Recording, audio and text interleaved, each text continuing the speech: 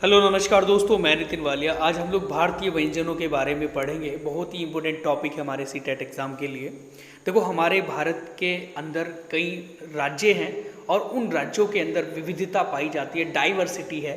जैसे कल्चर को लेकर है, भाषा को लेकर है ना, रहन सहन को लेकर है। तो उसी प्रकार से खाने को लेकर भी बहुत ज़्यादा विविधता इस भारत के अंदर पाई जाती है।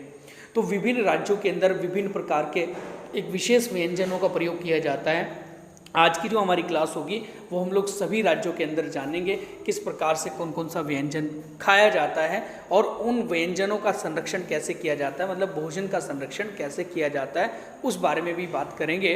लेकिन उससे पहले हम लोग जान लेते हैं कि जैसे हमारे भारत है, इन भारत के कुछ राज्य ऐसे हैं जिनमें कोई चीज़ का उत्पादन ज़्यादा होता है। जैसे नॉर्थ इंडिया में गेहूं का उत्पादन ज़्यादा होता है। जैसे तटीय राज्यों में या कोस्टल स्टेट के अंदर चावल की खेती मुख्य रूप से पाई जाती है। कहीं पर कोई चीज़ की उपलब्धता होने के कारण भी वहाँ पर उस चीज़ को ज़्यादा खाने में प्रयोग किया जाता है। जैसे कि हम लोग सबसे पहले देखेंगे कि उत्तर भारत के लोग रोटी का ज़्यादा प्रयोग करते हैं क्योंकि इस क्षेत्र में गेहूँ आसानी से मिल जाता है। जैसे कि हम लोग कहते हैं उत्तर प्रदेश हो गया, हरियाणा हो गया, उत्तराखंड हो गया, पंजाब हो गया, मध्य प्रदेश हो गया, इन सारे राज्यों के अंदर ना गेहूँ बहुत ज़्यादा उत्पादित किया जाता है। तो गेहूँ की मात्रा ज़्यादा होने की वजह से यहाँ पर गेहूँ आसानी से मिल जाता है, और या फिर हम लोग कह सकते हैं कि रोटी का प्रयोग ज़्यादा किया जाता है। नंबर सेकंड पॉइंट है हमारा कि दक्षिण भारत के लोग जो हैं वो चावल का इडली, डोसा या फिर सांभर का प्रयोग ज़्यादा करते हैं, क्योंकि यहाँ पर चावल जो होता है वो एक आसानी से उपलब्ध हो जाता है और सस्ता भी मिलता है। इसके अलावा दक्षिण भारत के लोग जो है वो नारियल का प्रयोग ज़्यादा करते हैं अपने व्यंजनों में, क्योंकि यहाँ पर नारियल की खेती बहुत ज़्यादा होती है और नारियल आसानी से मिल जाता है। उसके अलावा तटीय क्षेत्र जो भी हमारे कोस्टल स्टेट है, वहाँ पर लोग मछली भी या फिर चावल का प्रयोग ज़्यादा करते हैं, क्योंकि तटीय राज्य है, पानी की मात्रा ज़्यादा है। पानी की मात्रा होने की वजह से ही चावल की खेती ज़्यादा होती है और वहाँ पर मछली का उत्पादन भी ज़्यादा होता है, तो मछली भी लोग ज़्यादा खाते हैं। ठीक है। इसके अलावा असम के लोग जो हैं वो चावल और मछली का प्रयोग करते हैं, क्योंकि यहाँ पर ये चीज़ें आसानी से उपलब्ध हो जाती है। इसके अलावा उत्तर पूर्व के लोग जो है वो बाँस की सब्जी का प्रयोग ज़्यादा करते हैं, क्योंकि वहाँ पर बाँस बहुत ज़्यादा पाए जाते हैं। जैसे असम, मेघालय, मणिपुर, नागालैंड, त्रिपुरा, मिजोरम इत्यादि, इन सारे राज्यों के अंदर जो है वो बाँस की सब्जी या अचार का प्रयोग किया जाता है। इसके अलावा लिंगहू जो फैन है ना, लिंगहू फैन एक प्रकार का सांप का मांस होता है। ठीक है। और ये हांगकांग के लोग इसे बड़े चाव से खाते हैं। ओके, नेक्स्ट हम लोग देखेंगे क्षेत्रीय व्यंजन जो भी हमारे राज्य हैं और उनके राज्यों के अंदर खाए जाने वाले व्यंजन जो भी हैं। ठीक है। तो सबसे पहले हम लोग देखें यार, यहाँ पर जो एक साइड में हमारे स्टेट है, दूसरी साइड में उसके व्यंजन लिखे हुए हैं। और जैसे असम है, असम के अंदर जो खाया जाने वाला व्यंजन है वो है मैसोर टेंगा, मछली जिसे कहा जाता है, मतलब मछली की एक सब्जी होती है असम के अंदर, उसे मैसोर टेंगा के नाम से जाना जाता है। इसके अलावा बांस और चावल का प्रयोग भी वहाँ पर ज़्यादा किया जाता है, बांस और चावल का प्रयोग। बिहार के अंदर जो सबसे प्रसिद्ध व्यंजन है वो है लिट्टी चोखा। आपने कभी सुना होगा, कई बार एग्जाम में भी पूछा जाता है, सीटेट के पेपर में आया हुआ है कि लिट्टी चोखा कहाँ का एक व्यंजन है, तो बिहार का है। खूबी की लाई भी वहाँ पर है, दाल चावल भी वहाँ पर बहुत अच्छे तरीके से या फिर उनका मुख्य व्यंजन में आता है। उसके अलावा गुजरात के अंदर हम लोग देखेंगे ढोकला है, खांडवी है और लेमन राइस। बहुत ज़्यादा क्वेश्चन पूछा जाता है लेमन राइस को लेकर के, लेमन राइस कौन से राज्य में खाया जाता है। इसके अलावा हरियाणा की हम लोग बात करें तो बाजरे की खिचड़ी वहाँ पर प्रसिद्ध है, और कढ़ी चावल या कढ़ी पकौड़ा भी वहाँ का प्रसिद्ध है जो हरियाणा में है। देखो, मैं बात करूँ आपसे कि सारी चीज़ें आज के टाइम में हर प्रकार के रेस्टोरेंट में मिल जाती है। आज के समय में तो हर जगह सारी चीज़ें उपलब्ध होने लगी, लेकिन पहले के टाइम में ना कुछ विशेष प्रकार के जो व्यंजन होते थे सिर्फ एक ही उस राज्य के अंदर ही पाए जाते थे, ऐसा नहीं कि पूरे भारत में होते थे। तो जम्मू कश्मीर के अंदर जो खाया जाने वाला व्यंजन है, ये सबसे ज़्यादा प्रयोग होता है तबक मांझ, जो भेड़ होता है, भेड़ की सब्जी होती है। ठीक है जी। एक है कलाड़ी पनीर, है ना, कलाड़ी पनीर होता है, वहाँ पर खाया जाता है। इसके अलावा राजमा है और कहवा, कहवा जो होता है एक प्रकार की चाय होती है जिसमें बादाम, किशमिश या फिर ड्राई फ्रूट गिराए जाते हैं और तब जाकर उस चाय को पकाया जाता है। ठीक है। इसके अलावा झारखंड है, झारखंड में रुगड़ा है ना, ये जो रुगड़ा होता है ना एक प्रकार का मशरूम होता है, रुगड़ा या मड़ुआ की रोटी खाई जाती है, एक मड़ुआ भी होता है इस प्रकार से बनाया है ना। तो ये दोनों के दोनों जो हैं वो झारखंड के लिए प्रसिद्ध है। इसके अलावा झारखंड में एक कंद मूल जो होता है, जो एक प्रकार की जड़ होती है, उसका भी प्रयोग झारखंड के अंदर किया जाता है। इसके अलावा मध्य प्रदेश के अंदर हम लोग देखेंगे जरा, मध्य प्रदेश में भुट्टे की खीर, जो हमारा भुट्टा होता है, मेज़ होता है जिसे कहते हैं, तो भुट्टे की खीर बनाई जाती है। इसके अलावा महाराष्ट्र के अंदर शाक पूरी बहुत अच्छी तरीके से खाई जाती है, जो भी हमारी होती है। बड़ा पाव या पाव भाजी भी बहुत ज़्यादा प्रसिद्ध है हमारे महाराष्ट्र के अंदर, ठीक है, जिसे मुंबई का भी व्यंजन कहते हैं कि मुंबई का व्यंजन कौन सा है, तो बड़ा पाव या पाव भाजी है। नागालैंड की हम बात करें तो बांस के कोपले, मतलब बांस को के अंदर ना जैसे मसाले वगैरह भर के तो उनको पकाया जाता है, बांस के कोपले बनाए जाते हैं। और मोमोज जो होते हैं हमारे, वो भी नागालैंड के अंदर प्रसिद्ध है। उड़ीसा की अगर मैं बात करूं तो यहाँ पर छेना पोड़ा एक प्रकार से एक मिठाई है, एक प्रकार से भोजन व्यंजन है, तो जिसका प्रयोग किया जाता है उड़ीसा के लोग अपने भोजन के अंदर। नंबर नेक्स्ट हम लोग देखें ज़रा, तो वो है हमारे पंजाब के अंदर जो प्रसिद्ध व्यंजन है वो है सरसों का साग है और मक्के की रोटी है। बहुत ज़्यादा प्रसिद्ध है पंजाब में, प्राचीन मतलब प्राचीन कह रहा हूँ, एक बहुत टाइम पहले से ये चीज़ें प्रसिद्ध हैं वहाँ पर पंजाब के अंदर।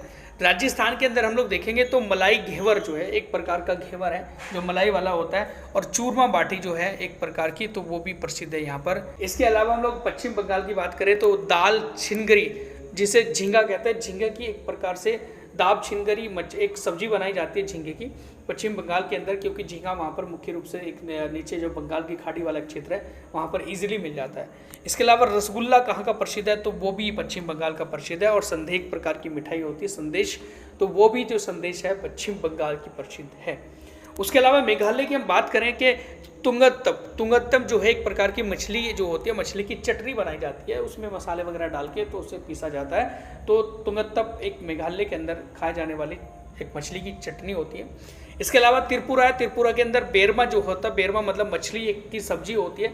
मछली की सब्जी को अलग अलग राज्यों में अलग अलग नाम से जाना जाता है, ये भी आपको पता होना चाहिए। जिसमें हमारे ये जो पॉइंट हम लोग आपको बता रहे हैं, आप इसका स्क्रीनशॉट भी ले सकते हैं या इनको अपनी नोटबुक में उतार सकते हैं, क्योंकि बहुत ही इंपॉर्टेंट है हमारे सीटेट एग्जाम के लिए। इन्हीं से प्रश्न पूछे जाते हैं।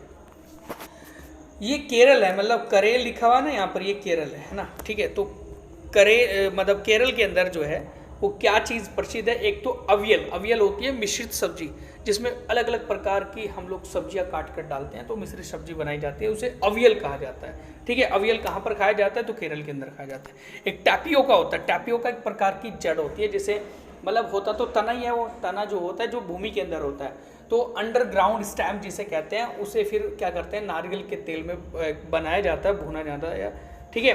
तो वो हमारा क्या हो जाता है, हमारा टैपियोका होता है। इसके अलावा जो है हमारा कि छत्तीसगढ़ में एक चींटी की चटनी का प्रयोग किया जाता है, जो लाल चींटी होती है ना, तो लाल चींटी की चटनियाँ बनाई जाती हैं, तो कहाँ पर, छत्तीसगढ़ के अंदर, ठीक है। और गोवा के अंदर जो प्रयोग किया जाता है तो वो मछली है, मछली जो खाई जाती है नारियल के तेल में। एक क्वेश्चन पूछा जाता है कि नारियल के तेल में मछली का प्रयोग कहाँ पर किया जाता है, तो वो आंसर है हमारा गोवा, ठीक है। और इसके अलावा अलग अलग प्रकार से मछली की सब्जी को अलग अलग नाम से जाना जाता है, ये भी हमें ध्यान रखना है। तो छत्तीसगढ़ में लाल चींटी की चटनी है। ये थे हमारे क्षेत्रीय व्यंजन जिनके ऊपर एग्जाम में क्वेश्चन पूछे जाते हैं।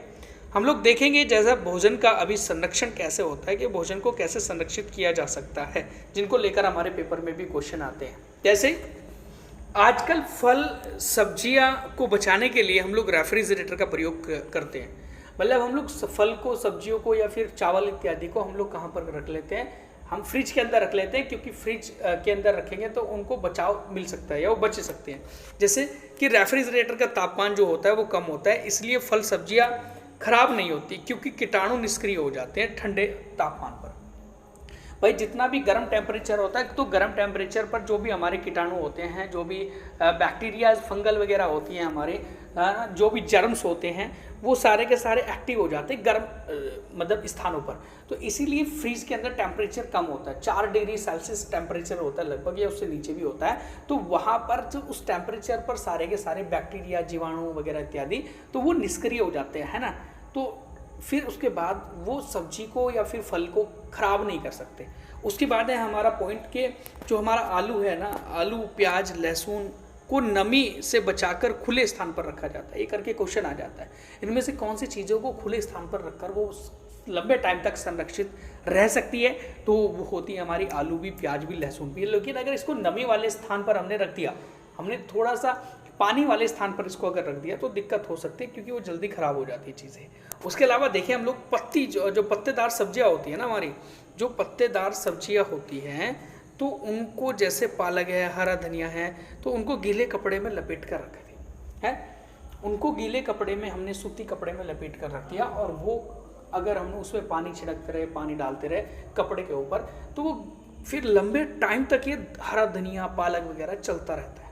ठीक है। उसके अलावा विभिन्न चीज़ों को लोग अचार के रूप में लंबे समय तक बचा कर रख सकते हैं। जैसे आम था तो आम को बचा कर रखने के लिए उसका अचार डाल दिया जाता है, आंवले को बचा कर रखने के लिए तो उसका मुरब्बा भी डाल लिया जाता है या उसको अचार के रूप में प्रयोग किया लिया जाता है।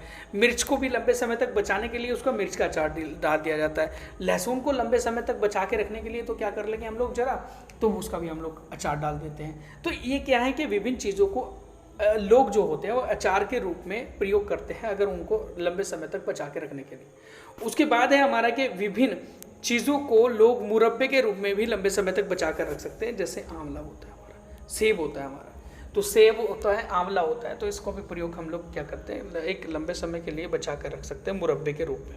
नंबर नेक्स्ट हम लोग देखें, कुछ चीज़ों को लोग चटनी बनाकर कुछ दिनों तक बचा कर रख सकते हैं। जैसे आम मिर्च की चटनी होगी, धनिया की होगी, पुदीना की होगी, तो ये जो पुदीना खराब हो जाता है या धनिया खराब हो जाता है, आम मतलब मिर्च वगैरह खराब हो जाती है, तो इसका फिर क्या करेंगे, वो चटनी बना लेते हैं, है ना। तो चटनी बनाकर रखेंगे तो लंबे समय तक ये सारी चीज़ें संरक्षित रखी जा सकती है। उसके बाद है कि कुछ चीज़ों को लोग सुखा कर रखते हैं ताकि वे लंबे समय तक उपयोग की जा सके। जैसे मेथी होगी, आलू होगी, आलू के चिप्स हो गए। आलू जो है हमारे, जैसे हमने कहा कि भाई आलू के चिप्स काट कर हमने रख दिए, सूखे स्थान पर रख दिए, पपड़ी बन गई, उनकी पापड़ बन गई, तो वो क्या है कि लंबे समय तक चलते रहेंगे, फिर हम लोग उनका प्रयोग कर सकते हैं। इसके अलावा जो है हमारा कि कुछ चीज़ें जो होते हैं हमारे, कुछ चीज़ें लोग भून कर भी रखते हैं। जैसे चना हो गया, मूंगफली हो गया। मूंगफली अब हम लोग कहते हैं कि यार मूंगफली तो हमारी सील गई ऐसे करके, चना तो सील गया तो बेकार लग रहा है, हमें अच्छा नहीं लग रहा है, तो अगर उसे हम लोग लंबे समय तक बचा के रख सकते हैं तो उसे हम लोग भून के रख देंगे, वो करकरारे रहेंगे फिर लंबे टाइम तक। इसके अलावा हम लोग बात करें कि कुछ चीज़ों को लोग जैम और सॉस के रूप में संरक्षित रखते हैं, है ना, ताकि वो लंबे समय तक बचे रह सके, है ना। इसके अलावा हम नेक्स्ट पॉइंट है हमारा कि दूध को उबाल कर रखा जाता है ताकि वह जल्दी खराब न हो। ये तो हमें पता ही है कि भाई अगर दूध हमने ऐसे के ऐसे रख दिया गया, थोड़ी सी गर्मी पड़ रही है ज़्यादा, तो उसकी वजह से क्या हो जाएगा, दूध एकदम से ख़राब हो जाएगा। तो दूध को अगर लंबे समय तक बचा के रखना है ना, तो उसको उबालना पड़ेगा, उबाल कर उसे ठंडा करके रख लेंगे, फिर उसके बाद उसे यूज़ करते रहेंगे। ये तो हमें पता ही है ना। अगर हम लोग उसे रेफ्रिजरेटर में रख रहे तो ठीक है, नहीं रखते तो उसे उबाल के रखना पड़ेगा। उसके बाद बात आती है हमारी कि जो थैली में हमें दूध मिलता है ना, पैकेट वाला दूध मिलता है, वो एक पाश्चुरीकृत दूध होता है। वो एक क्या होता है, वो पाश्चुरीकृत दूध होता है। और ये जो पाश्चुरीकृत दूध होता है ना, ये होता क्या है, जिस समय हम लोग दूध को उबालते हैं और उबाल के ठंडा करते हैं, ठंडा करके उसे पैकेट में बंद कर देते हैं, वो ही पाश्चुरीकृत होता है, जिसके सारे बैक्टीरिया जो होते हैं वो डेड हो जाते हैं, मर जाते हैं। तो जैसे हम लोग देखेंगे पाश्चुरीकृत कैसे होता है कि दूध को जब 62.8 डिग्री सेल्सियस पर या 63 डिग्री सेल्सियस पर 30 मिनट के लिए गर्म किया जाता है। कितने मिनट के लिए, 30 मिनट के लिए गर्म किया जाता है। या फिर एक टेम्परेचर और है 71.7 डिग्री सेल्सियस या फिर 72 डिग्री सेल्सियस भी हम लोग कह सकते हैं। ठीक है, एक है हमारा 63 डिग्री, एक है हमारे 72 डिग्री सेल्सियस लगभग। तो उसे 30 सेकंड के लिए हम लोग उबालते हैं और फिर उसे ठंडा करके थैलियों में पैक करके रख देते हैं। इस विधि को ही पाश्चुरीकृत कहा जाता है और इस विधि की खोज जो हुई थी वो लुई पाश्चर के द्वारा की गई थी। देखो ध्यान रखें, एक बार फिर मैं बोल रहा हूँ कि जैसे थैली में जो दूध मिलता है ना हमें, तो उसे 2 टेम्परेचर पर गर्म किया जाता है, उबाला जाता है। जैसे कि एक तो 62.8 डिग्री सेल्सियस पर 30 मिनट के लिए, या फिर 71.7 डिग्री सेल्सियस पर 30 सेकंड के लिए उबाला जाता है और उसके बाद उसे ठंडा करके पैकेट में थैलियों में बंद कर दिया जाता है ना। इसे ही पाश्चुरीकृत कहते हैं। और ये जो इसकी खोज की गई थी वो लुई पाश्चर ने की थी, इसलिए लुई पाश्चर के नाम से इसका नाम भी पाश्चुरीकृत है। तो इसलिए भोजन के संरक्षण करने की अलग अलग विधियां हैं, ये हमने आज आपकी क्लास में डिस्कस करी है और विभिन्न प्रकार के व्यंजनों को जाना है। और अगर आपको हमारी CTET से रिगार्डिंग जो भी वीडियो अच्छी लग रही है तो प्लीज़ वीडियो को लाइक करें और वीडियो को ज़्यादा से ज़्यादा शेयर करें, चैनल को सब्सक्राइब करें। And thank